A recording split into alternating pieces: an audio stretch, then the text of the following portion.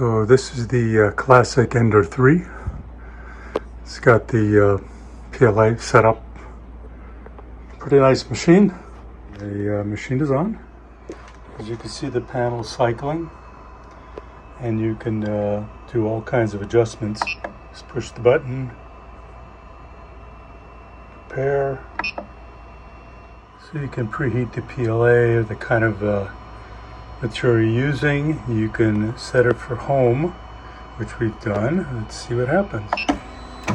So it immediately starts homing, and it's going up and down and doing whatever it does. It's in the home position. Still going down. And that allows you to calibrate the bed. And there's screws on the bottom back here. And you put a little piece of paper in here and you slide it until it just touches the heat bed. And you do all four corners a few times, and then the bed is calibrated. So I push the disable stepper button. It allows you then to move what you have to do. You can manually raise it up or lower it.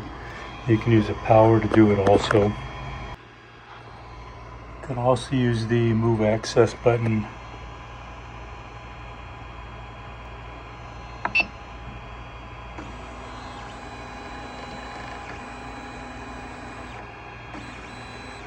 And turn the knob.